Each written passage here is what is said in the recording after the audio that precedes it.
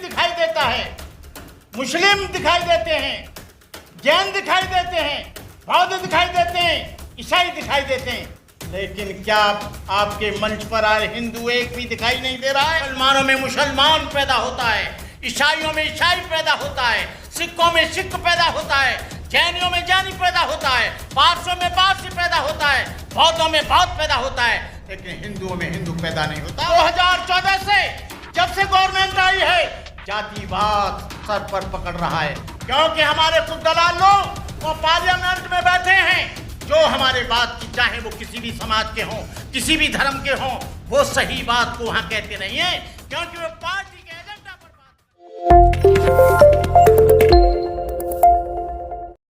ध्रुवधरम धुरंधरं शीलराशि शुभाननम वयं वंदामहे बंधम भीमयं वेदनाकम्। इस कार्यक्रम के आयोजक संयोजक हाफिज गुलाम सरवर जी, और सबसे पहले मैं उस महापुरुष को नमन करता हूँ जिसने भारतीय संविधान बनाकर हम लोगों को धर्मनिरपेक्षता दी, मानवता का पाठ पढ़ाया, और भारतीय संविधान में इंसान को बराबरी का अधिकार दिया। वक्त जिहाद है सबे रस का नहीं, वक्त जिहाद है सबे रस का नहीं, हो खून का कतरा किसी के अस का नहीं, बुलावा सरफरोशों का हुआ है आज फिर, है मैदान जानदारों का मर्जी इसका नहीं। भाई हाफिज जी, मैंने हजारों सद्भावना यात्राओं में भाग लिया है 46 वर्ष के संन्यास में। आज मेरी एज 74 है, और सुनील दत्त की जो यात्रा सद्भावना यात्रा हुई थी उसमें भी मैंने हिस्सा लिया था, और सुनील दत्त जी से मैंने कहा था, सुनील दत्त जी, कहाँ तुम रेगिस्तान में खेती करने के लिए चले हो, यहाँ बबूल के पेड़ पर कहाँ तुम आम खोज रहे हो? मैं सोचता हूँ बहुत मुश्किल है। ये देश महावीर स्वामी जैन का है, गुरु नानक का है, कबीर का है, बुद्ध का है, चोखा मेला का है, डॉक्टर अम्बेडकर का है, बापू का है, जवाहरलाल नेहरू का है। ये देश को जगाने के लिए बहुत से लोगों ने काम किया, लेकिन हम 2014 से देख रहे हैं क्या सद्भावना आई। यहां पर मेघवाल, जितेंद्र मेघवाल जैसे व्यक्ति को मूंछ रखने पर कत्ल किया जाता है। क्या सद्भावना आई? इंद्रपाल जैसे 9 बरस के बच्चे को प्यास लगती है, उसे घड़े के पास जाता है, उसे मार कर लोहू लोहान कर दिया जाता है, उसका फेफड़ा फट जाता है। क्या यहां पर आई? कासगंज में दलित आदमी की बारात नहीं चढ़ने दी जाती है, क्या सद्भावना आई? यहां पर हजारों बच्चों को, हजारों महिलाओं के साथ बलात्कार होता है जातिगत और संप्रदाय के आधार पर, क्या सद्भावना आई? आपके प्रयास को मैं धन्यवाद देता हूं, क्रिटिसाइज नहीं करता हूं, लेकिन आज मुझे अफसोस है कि जिसकी अध्यक्षता होने वाली थी, जो मुख्य अतिथि था, केवल आपको सिख दिखाई देता है, मुस्लिम दिखाई देते हैं, जैन दिखाई देते हैं, बौद्ध दिखाई देते हैं, ईसाई दिखाई देते हैं, लेकिन क्या आपके मंच पर आए हिंदू एक भी दिखाई नहीं दे रहा है? इसका कारण है क्या हिंदुओं के बिना आप सद्भावना कर पाएंगे? क्योंकि दुर्भावना जो भी उत्पन्न होती है वो कहां से उत्पन्न होती है मैं कहना नहीं चाहूंगा। जब यहां पर सम्मेलन हुआ सद्भावना का हरिद्वार में, मुझे बुलाया गया, जैसे ये लोग बैठे वैसे हम भी बैठे थे, चारों शंकराचार्य, सरस्वतीनंद, अखंडानंद और तारे।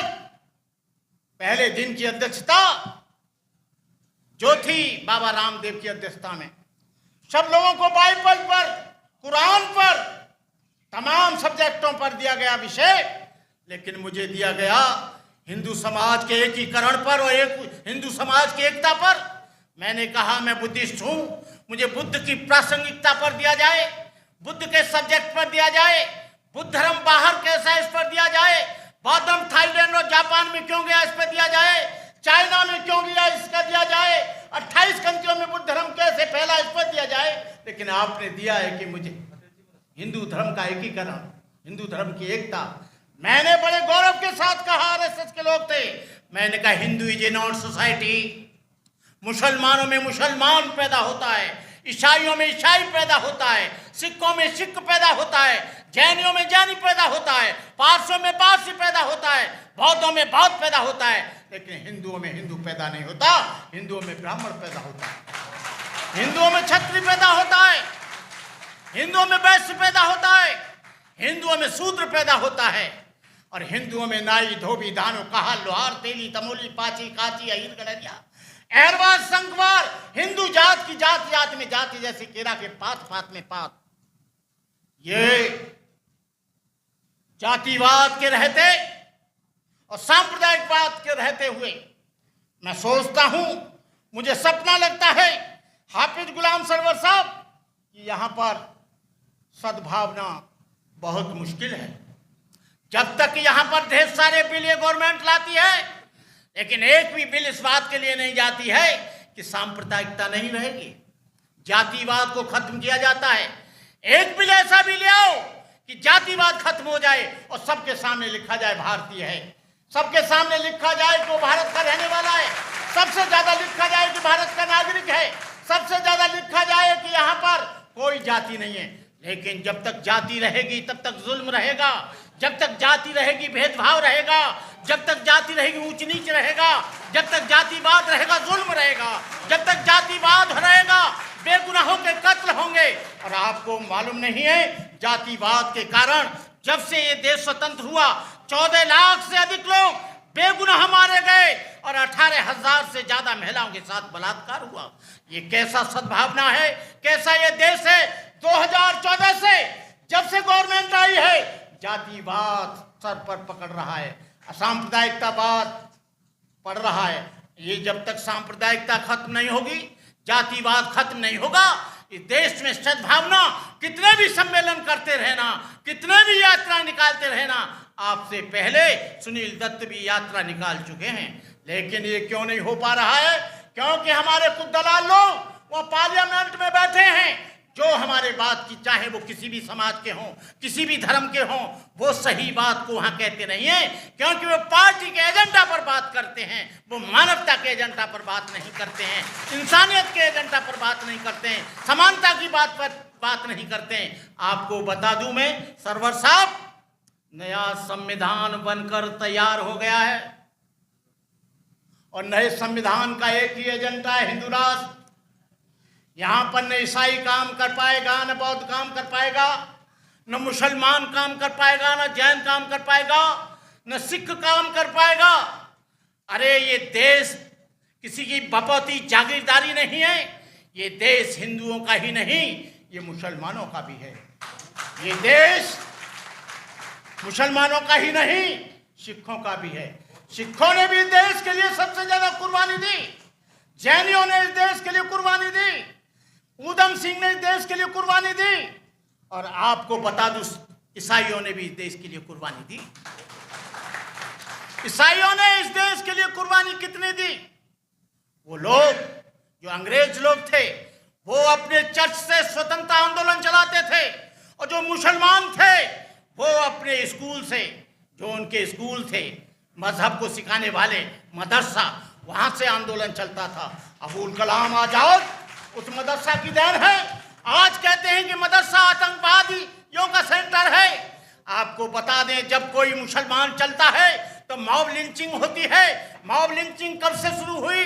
ये मॉब लिंचिंग का मामला यहाँ पर शुरू हो गया। आज आपको बता दें, मुसलमानों को जबरदस्ती पकड़कर, कई उदाहरण मेरे पास, मेरे वीडियो में, मेरे उसमें हैं, लैपटॉप में, उनको पकड़कर उनकी टोपी उतारकर कहा जा रहा है कि बोल जय श्री राम।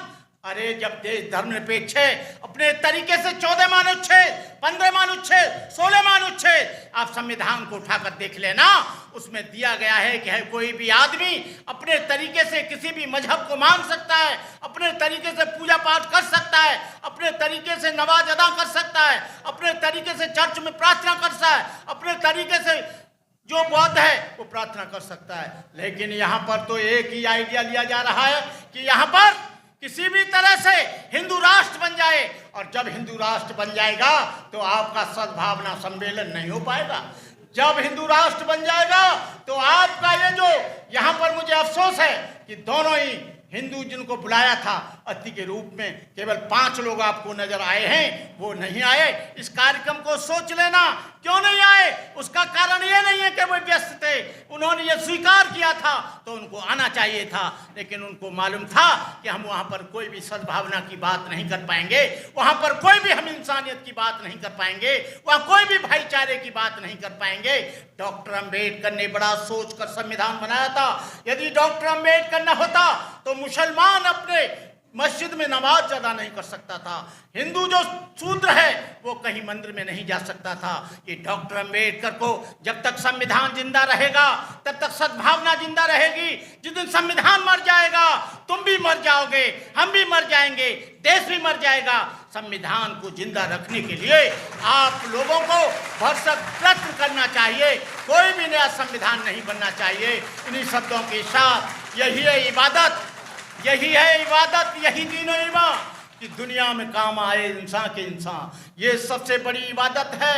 मिटा दो जमाने से कुर्बा परस्ती, मिटा दो लुटेरों की शोषण की हस्ती, मिटा दो ये जातीयता वाली बस्ती, मिटा दो गरीबों की फाका परस्ती। सरे राह गद्दार अक्सर मिलेंगे, तहे आस्तीन जिनके खंजर मिलेंगे, बहुत तुझको ऐसे भी रहबर मिलेंगे जिन्हें सिर्फ याद रास्ता भुलाना, मुसाफिर राह मत भूल जाना। जय भीम, नमो बुद्धाय, जय भारत, जय संविधान।